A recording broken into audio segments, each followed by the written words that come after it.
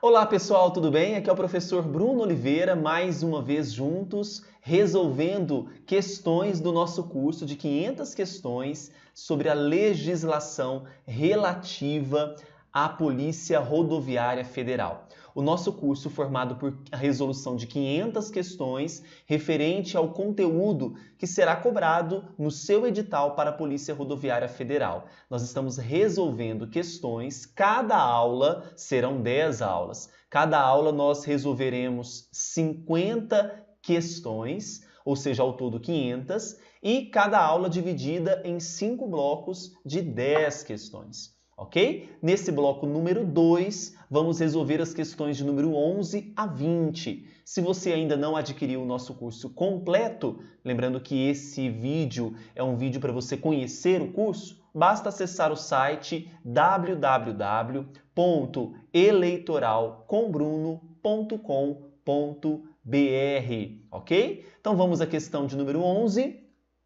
que foi cobrada em 2017. Atenção! A distância percorrida pelo veículo é proporcional ao tempo de percepção e reação do motorista e independe da velocidade do veículo e do estado físico do motorista. Aqui nós temos duas afirmações. A primeira delas é que a distância que o veículo percorre é proporcional ao tempo de percepção e reação do motorista. É óbvio, nós temos aqui o que nós chamamos de distância de segmento ou distância de segurança, que é aquela distância entre um veículo e outro veículo na via. A distância que é imposta entre um veículo e outro na via é muito importante para critério de segurança. Por isso que nós temos o nome distância de segmento ou distância de segurança. Então, a primeira afirmação está correta. A segunda, independe da velocidade do veículo e do estado físico do motorista. Claro que depende da velocidade do veículo.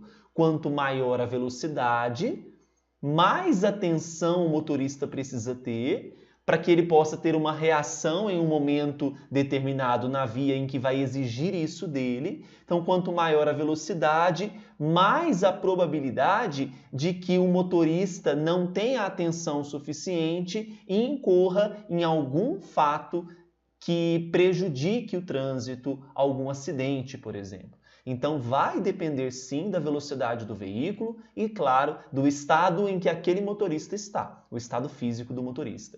Por isso, nós vamos marcar a questão número 11 como incorreta, tá bom? Vamos agora para a questão número 12. Atenção!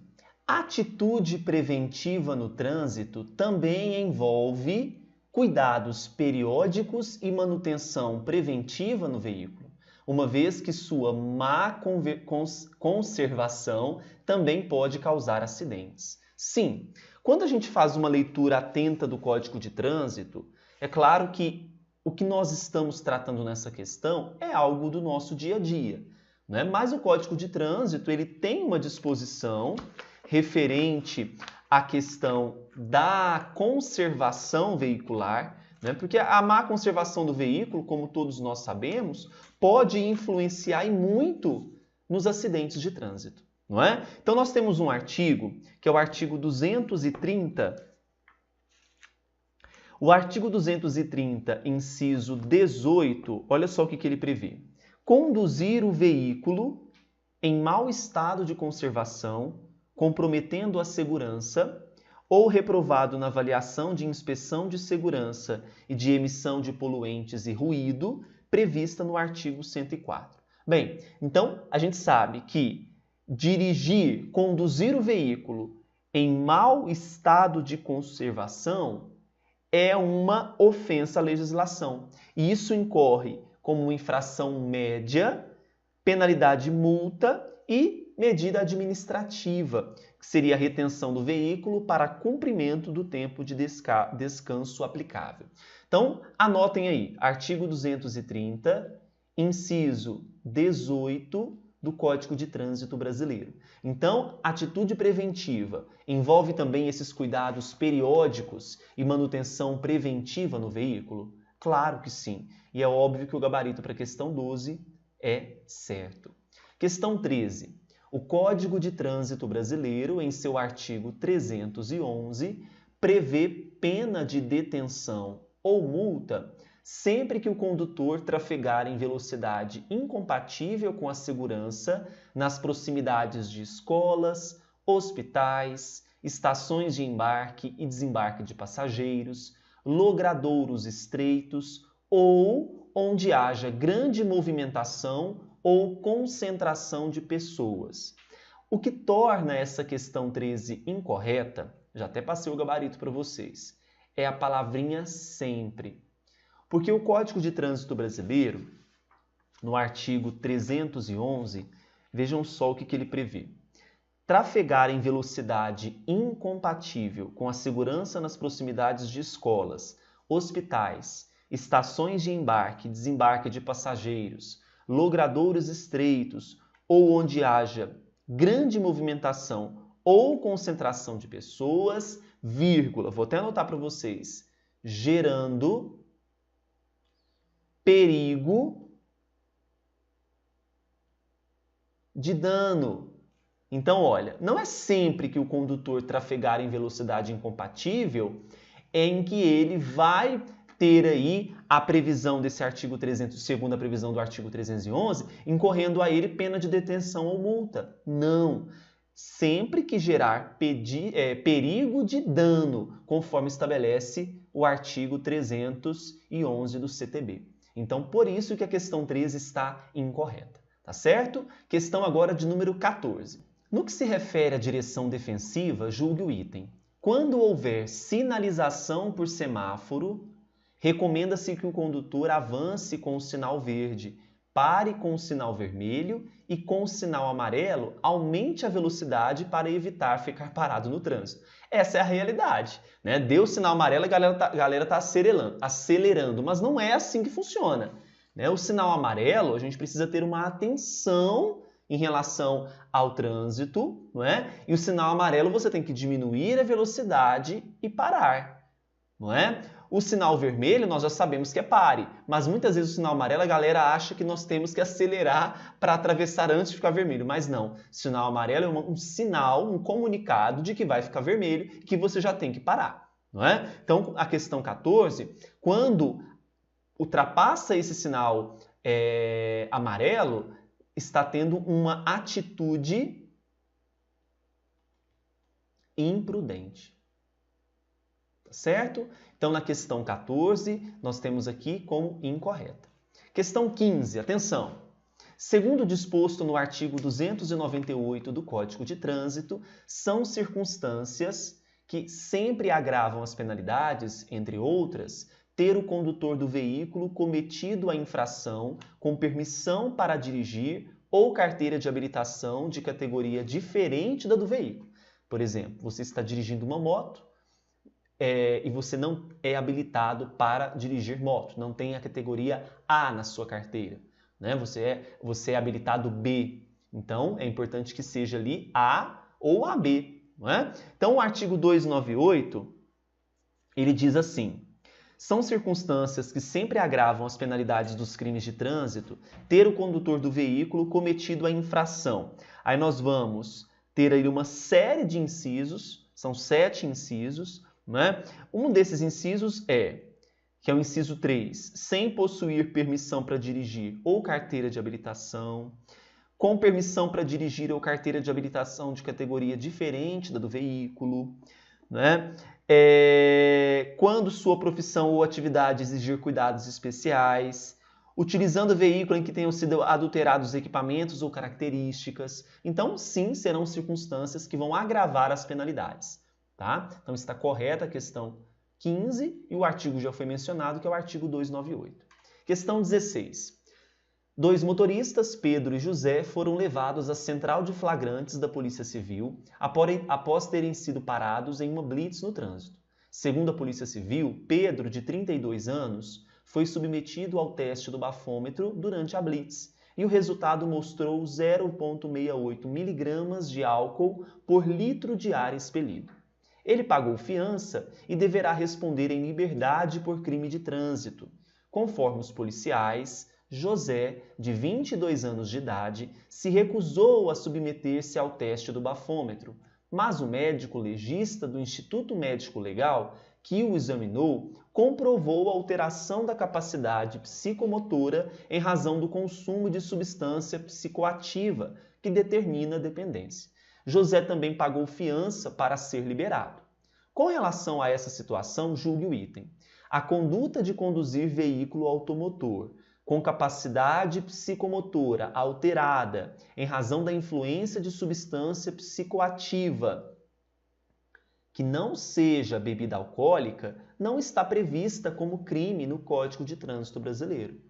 Pelo contrário, tanto dirigir sob influência de bebida alcoólica quanto substância psicoativa está previsto no artigo 306 do Código de Trânsito. Olha, conduzir veículo automotor com capacidade psicomotora alterada em razão da influência de álcool ou de outra substância psicoativa que determine dependência. Penas: detenção de 6 meses a 3 anos, multa e suspensão ou proibição de se obter a permissão ou habilitação para dirigir veículo automotor. Então, está no artigo 306 que, inclusive, substâncias psicoativas também é crime. Dirigir sob a influência de substância psicoativa. Tá bom? Então, está incorreta a questão 16, porque diz que não está previsto. 17.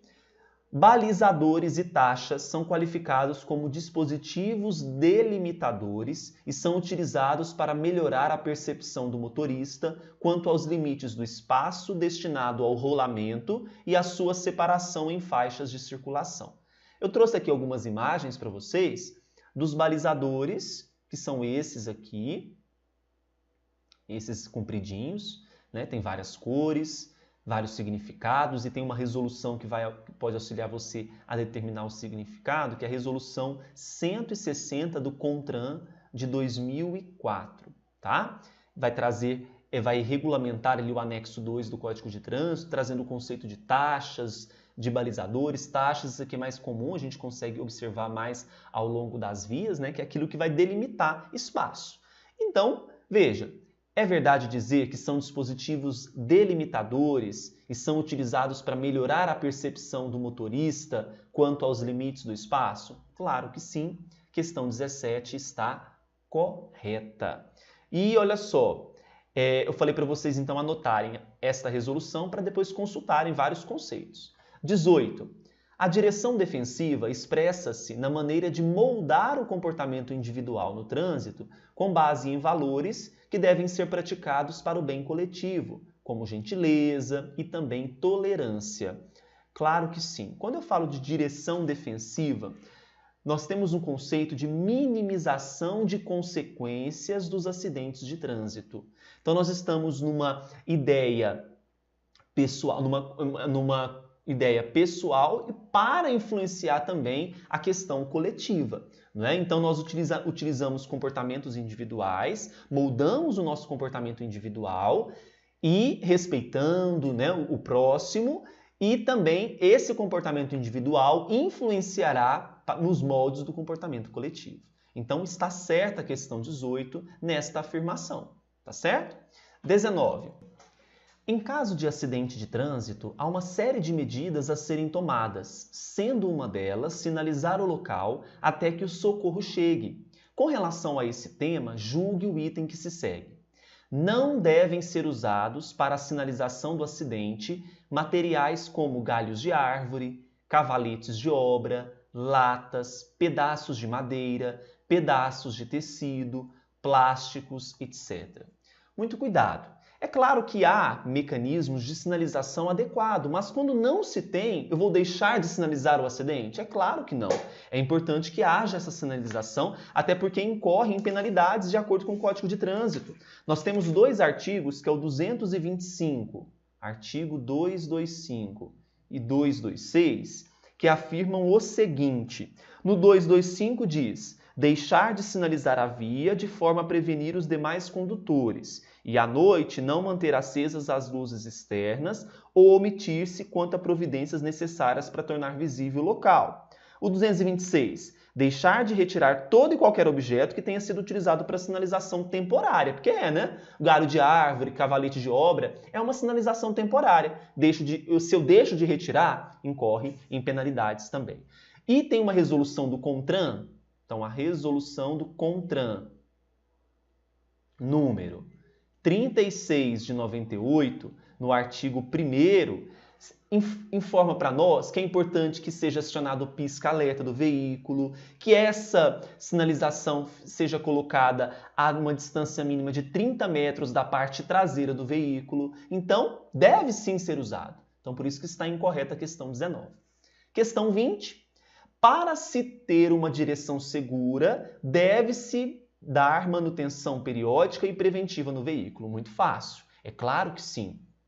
É uma conduta que todo motorista deve realizar com o seu próprio veículo. E existe um artigo que nós já mencionamos, que é importante que eu conduza um veículo com a manutenção periódica e preventiva para que ele esteja em boas condições de uso e de tráfego nas próprias vias. Tá bom? Então está certa a questão 20, a gente fecha o bloco 2 da nossa primeira aula. Se você gostou, passe no site e adquira o curso completo das questões. Até mais!